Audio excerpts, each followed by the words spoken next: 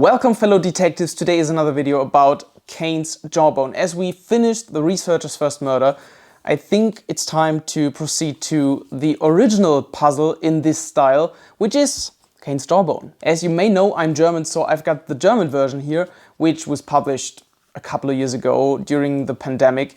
But I solved the German one as well as the English one, which is kind of similar. If you want to know more about translations of these types of puzzles, I've got a video, check it out right here. But that's not going to be the matter for this video. Today I want to talk about what makes this puzzle so great, so original, as well as what may be the flaws that this puzzle holds. First of all, a little disclaimer, I really like this puzzle because it made me think so much about so many different kind of stories that can originate from these pages. But for those of you who don't know what Cain's Jawbone is, this book went viral during the pandemic on TikTok and got millions of views. A lot of people tried to solve it but failed, others succeeded, and then it got translated into several other languages and now we're here. You did not solve it, right? Just a quick disclaimer, of course there are going to be spoilers in here, but yeah, you just watch it as long as you may need to proceed and then come back later and watch the rest. Maybe you can compare your solution or whatever. The first thing you need to do when you start reading this puzzle is mark everything while reading all the pages once. When we did that, we used different colors to kind of separate locations or names or interesting things, etc. So that might already help you. And another thing, stay clear from Reddit or other forums that kind of provide help if you get stuck, because there's always a solution. And I know this is kind of a weird thing to say because I built my channel around giving hints and clues, but just enjoy your time. What I mean is, don't get your dopamine hits stolen by spoilers. So once you have all the pages read once and marked all the interesting things, start the digging. And by start the digging, I mean you need to find similarities, you need to find things that seem to be interesting. Because of course there are some odd things and there is something that may spark your curiosity. One thing that was quite easy to achieve was pairing some pages together because they end or begin with a poem or a citation. So that was quite easy because you can just Google the phrase and pair everything. So you got your first couple of pairs. That's great. So check out if these pairs kind of give you something like a pattern or a similarity where you can kind of assume which page could be belonging in this group of pages. As soon as you've read all the pages, marked everything that seemed to be relevant, start by pairing the first pages. And that should be quite easy because some pages end or begin with a citation or a poem or the same. So you can easily pair them. Just Google the poems and you'll find something where you can kind of connect pages. And that's your first win. You paired the first pages. That's great. What you want to do next is like write down all the names that appeared on the whole book.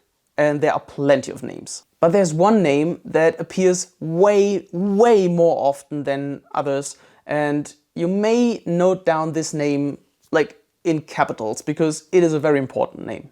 And I won't spoil which one. If you try to solve this book, you'll know. And because this name is so important, I'm gonna do a separate video about this. So subscribe to the channel not to miss this chance to kind of get the insight on this name in particular, because the meaning is so big. But we are at the point that you noted down all the names that appeared in the book. And some might be first names, some might be last names. For some you might already kind of assume pairings, which is good. Because of course we are looking for names with a first name and a last name. So we have the pairings, we have some names, that's a good start. And now the difficult part kicks in. Because we now need to find additional pairings or at least groups of pages. Because you will soon recognize that the pages kind of form chapters or groups, as you may call it, and these groups of chapters and these chapters have patterns that you need to identify. And a fun story, just a little trivia from my side, is that while I was sorting these pages, I imagined a whole lot of stories with some very weird combinations of pages, but they somehow fit into my mind and in my plot because they somehow fit together and formed a completely different narrative from what the actual plot is. But it still was great because I could imagine so many creative ways of what's happening, who killed who, and what is the base plot. It was great. It formed so many interesting things.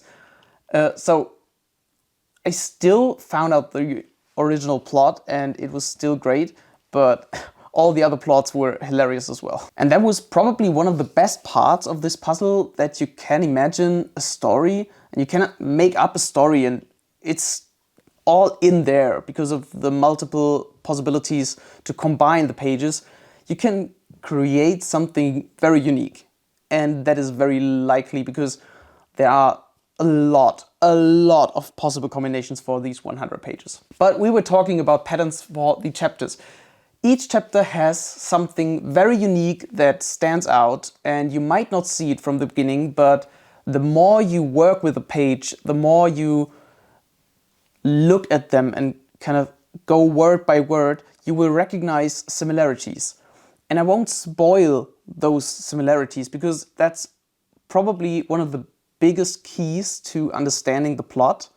Believe me, there is a very clever way for each chapter to be identified. But bear in mind that this puzzle was written in 1934, so the knowledge for all the recipients that read this puzzle was hugely different to what we know or the possibilities we now have. So ChatGPT isn't that much of a help, probably, as long as you don't feed it with kind of a solution. And there are solutions online, of course. And also, just Googling things won't help you that much as well, because you need to really know what you're looking for.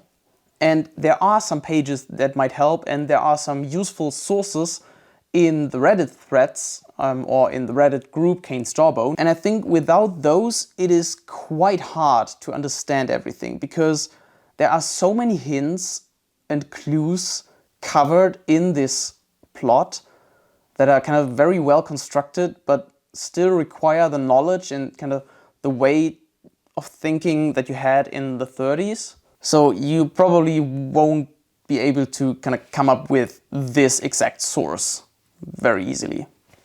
But once you have those sources, you've made a huge step. That's a thing that is quite different to the researcher's first murder, because there weren't that many kind of very literal citations, whereas in Cain's Jawbone there are a lot of citations from literature and everything is more easily accessible, if you know what I mean. This is kind of weird nerd stuff because you need to solve the researcher's first murder, or at least have read the researcher's first murder to kind of understand what I mean, because the researcher's first murder is very complicated. It is on another level, I would say, because it doesn't use that many direct clues, although there are a lot of clues, but it uses a different approach because of Google, because of AI, etc. And Cain's Jawbone is more simplistic in this way because it's direct and it gives you, although you might not recognize it at first, it gives you a line from a theater play, for example. And in the researcher's first murder, it would be kind of paraphrased. John Finnemore wouldn't use like, this is a quote. So that is basically the starter guide for Cain's Jawbone without spoiling too much.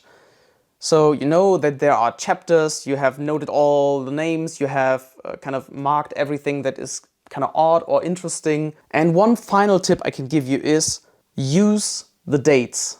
The dates are very important, and there are so many direct clues that hint towards dates, and you'll need them. And there is a certain book for this, and I think I've already said too much. I remember Hagrid from Philosopher's Stone. And that's basically it. That's basically how to solve Cain's Jawbone. It's not that difficult, although it is. I took a lot of time because I didn't get it at first, but once you know it, it's always easy. But what do you think? Do you want to see more about Cain's Jawbone? Do you want to see more content about the researcher's first murder? Because I also solved this one and I really like these types of puzzles.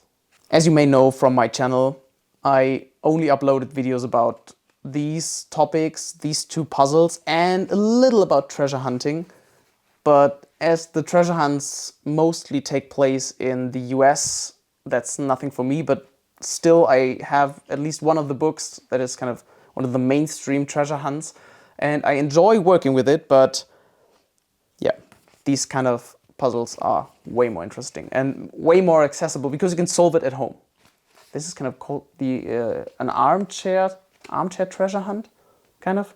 Although this is not a treasure hunt, but it would be great if it was. Maybe something additional. And one more trivia, when I solved this, I was very late to the party, so I didn't try to be the first to solve it. I confirmed it myself by kind of solving the English one and kind of I figured out everything. Then I got confirmation from Reddit, so I know I got the right solution. But once I sent my solution to the publisher, they just said they won't provide a solution, or they won't say if I was correct or not, just because they did this only for the winner of the prize of 1,000 euros that you could get for being the first to solve this. Yeah, so that was disappointing.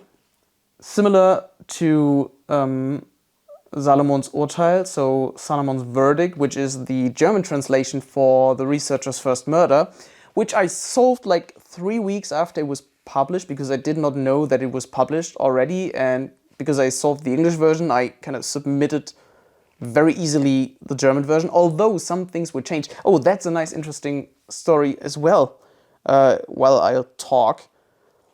So Cain's Jawbone and Cain's Knochen. So the translation is pretty much the same, although they changed some things due to kind of, it wasn't possible to paraphrase it or kind of to do the same hint, so they needed to change some things.